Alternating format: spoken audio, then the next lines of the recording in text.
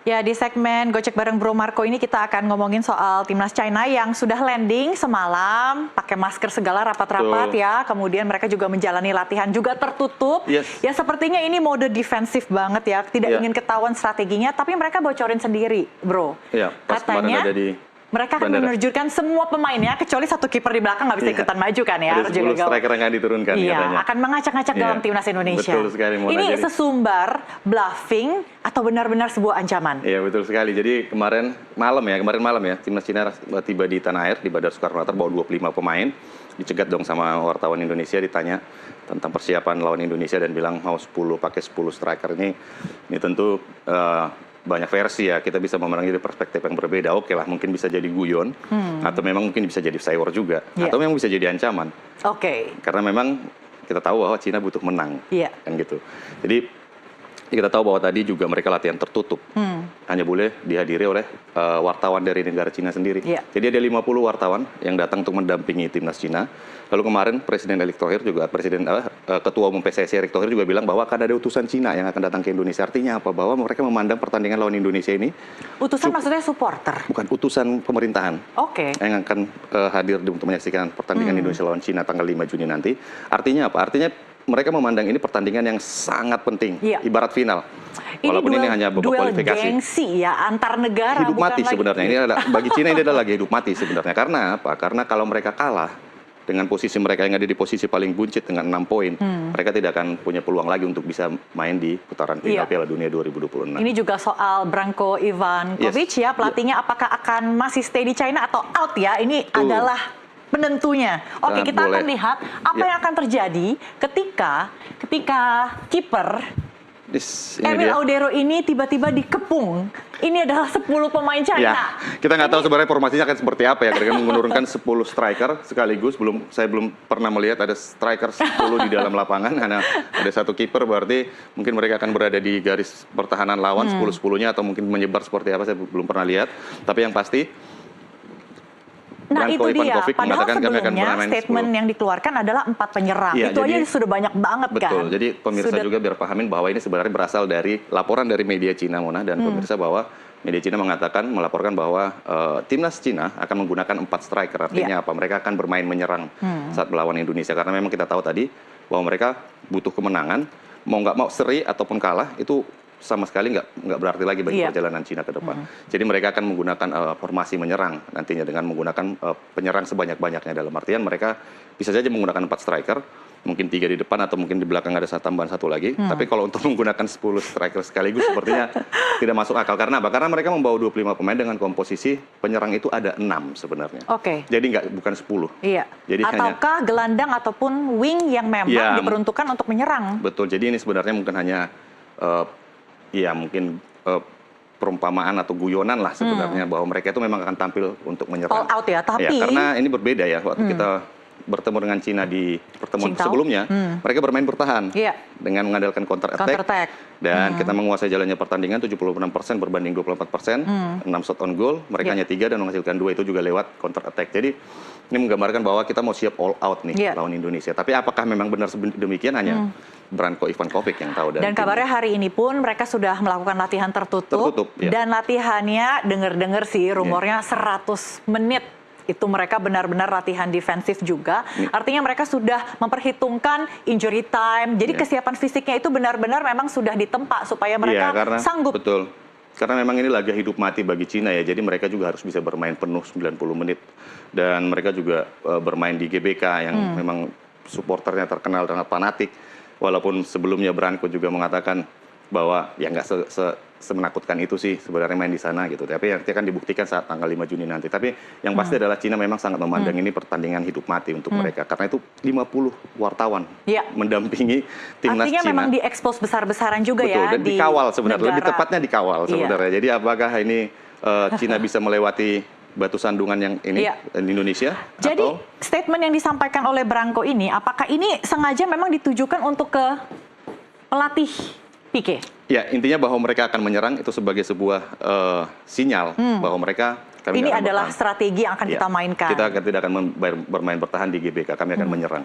Seperti apa pola serangannya tentu hanya Branko dan timnya yang tahu. Tapi apakah mereka juga mungkin? Ya, akan intensitas menyerangnya tinggi atau mereka memang menyerang tapi memang mereka masih agak bertahan. Itu nanti akan terlihat pada tanggal 5 Juni nanti, Mon. Dan bisa jadi itu juga trik untuk mengacak-acak strategi dari Pique ya. Bisa jadi juga. harus disiapkan berbagai senario untuk menghadapi China. Makanya yang kemarin sudah saya bilang tricky sekali China ini. Oke, kita akan lihat kalau kita adu kuat-kuatan nih strikernya, siapa aja sih striker yang akan diturunkan dari China sendiri? Sudah ada? Ya, kita pahami dulu bahwa Cina membawa 6 penyerang. Ya. Mereka juga kehilangan, sebenarnya sama seperti Indonesia. Indonesia kehilangan 2 pemain andalan, yakni Martin Paes di posisi penjaga gawang dan Marcelino juga di posisi penyerang. Nah, Cina juga kehilangan Wu Lei. Ini adalah striker veteran mereka yang ya top scorer lah saat ini di timnas Cina. Nggak dibawa karena cedera. Mereka juga meninggalkan Abdul Weli yang kemarin kita tahu mencetak gol lawan Indonesia, 1 gol. Namun mereka membawa pemain muda. Ada pemain muda yang dibawa berusia 18 tahun, artinya mereka tidak ingin kehilangan posisi striker nih, penyerang. Jadi mereka membawa pemain walaupun jam terbangnya masih capsnya belum ada nih, masih menunggu debut. Nanti bisa jadi debutnya lawan Indonesia. Tapi mereka nggak punya pilihan. Jadi daripada strikernya kurang, mereka mengajar striker muda untuk tampil melawan Indonesia. Dan ini adalah striker muda. Yuning Zhang apa yang Zhang Yuning? Iya, ini marganya. Dan namanya Yining. Yining. Iya. Jadi kita manggilnya Yining Zhang. Iya, Zhang Yining. Zhang Yining. Nah, Zhang Yining, nah ini adalah jagoan mereka ya, striker yang diandalkan ya. Betul sekali, dia mencetak gol juga lawan Indonesia. Fantastis ya. Ya, tapi bila dibandingkan oleh Romeni, kita lihat lebih nilai pasar tertinggi. 20, ya, masih lebih tinggi si Yining. Tapi yang pasti sebenarnya bahwa Yining ini cukup berbahaya karena apa? Karena waktu lawan Indonesia dia mencetak gol juga.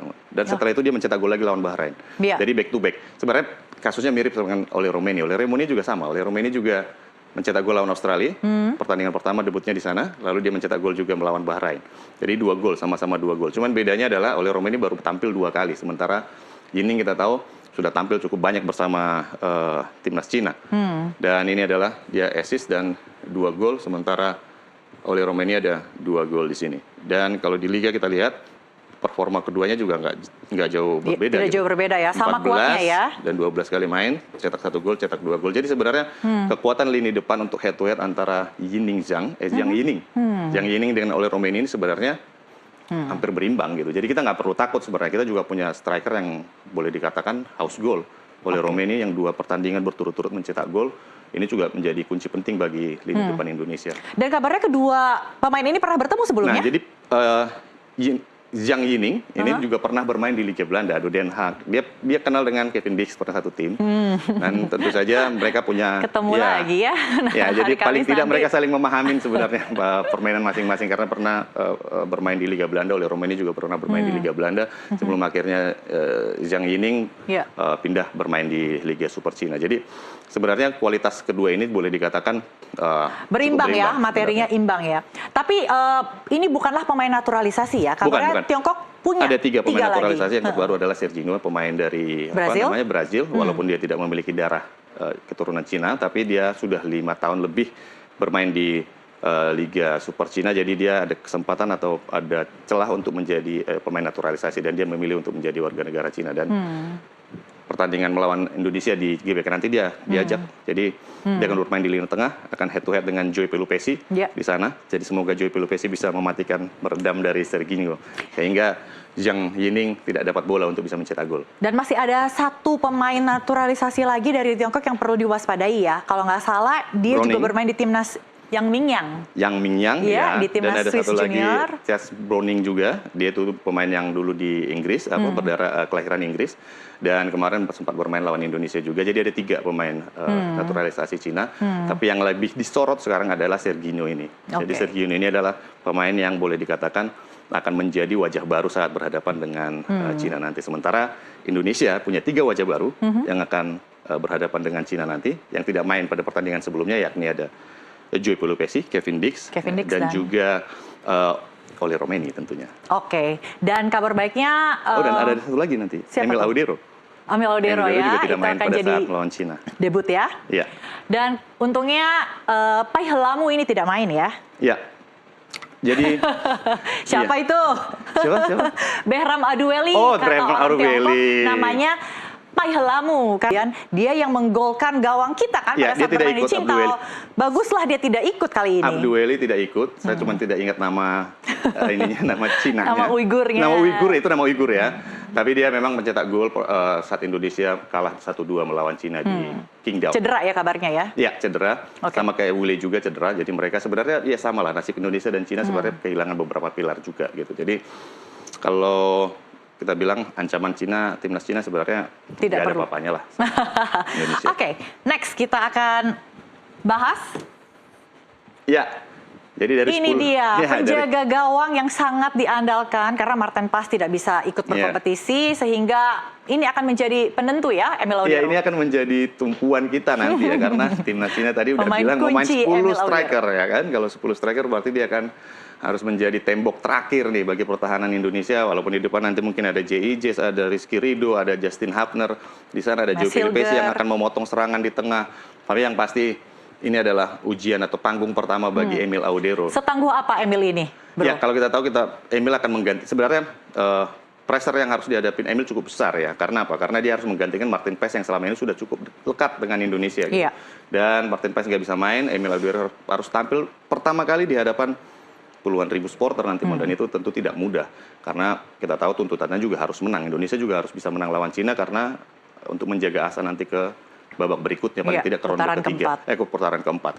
Nah, kalau berbicara tentang performa Emil Audero, kalau kita lihat kemarin dia bermain dengan Palermo, dia ada 15 kali main, dia melakukan 3 clean sheet, sementara di Como dia bermain 8 kali dan melakukan tidak pernah clean sheet. Itu musim ini ya? Ini ya, dia bermain untuk Como itu musim lalu dan ini dia di Palermo musim ini. Okay. Jadi dia melakukan 3 clean sheet dan ini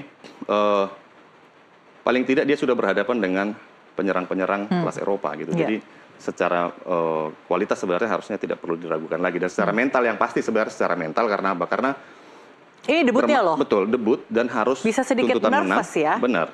Tapi kemarin dia udah bilang bahwa dia nggak nervous nih, udah tenang, apalagi habis dari Bali, chemistry-nya udah terbangun. Mana nih gelang keberuntungan katanya punya dia. Gelang keberuntungan. Jadi ya mudah-mudahan sih sebenarnya ya itu aja sih kuncinya sebenarnya, jangan sampai demam panggung karena bermain di hadapan puluhan ribu pendukung sendiri itu kadang menjadi beban sebenarnya. Okay. Tapi ya tapi harusnya disikapi positif ya, kalau itu suatu bentuk dukungan. Ya. Nah, karena ini adalah pemain kunci, jangan sampai timnas China yang saat ini menjadi juru kunci, ini tiba-tiba bisa berbalik haluan ya. Gawat banget. Di pertandingan sebelumnya Cina menang, kemenangan pertama Cina itu adalah melawan Indonesia gitu loh. Nah, setelah lawan Indonesia menang lagi, setelah itu kalah lawan Jepang, lawan Arab Saudi, lawan Australia. Jangan sampai nih kita itu menjadi tempat kemenangannya Cina. Jadi kita harus. Dan mereka sepertinya juga punya mental bagaimana ya, kan juga sempat disampaikan oleh pelatihnya kalau China tidak pernah kalah melawan Indonesia. Iya betul. Nah, ya, seperti dari 10 pertandingan ya, 10 pertandingan resmi nih di kualifikasi turnamen resmi lah. Cina itu mayoritas menang, Indonesia cuma menang sekali, seri 2 kali. Kemenangan Indonesia itu hanya di tahun 1957, udah cukup lama. Jauh banget. Ya udah 80-an ya, 80 tahun lebih lah. Jadi ya mudah-mudahan itu cuma statistik ya, karena memang nanti apapun yang hasilnya itu ditentukan di lapangan. Dan yang pasti tentu saja pemirsa Nusantara TV akan terus mendukung timnas terus. Yang ke stadion jangan kebablasan. Nah, itu dia. Gitu, kan?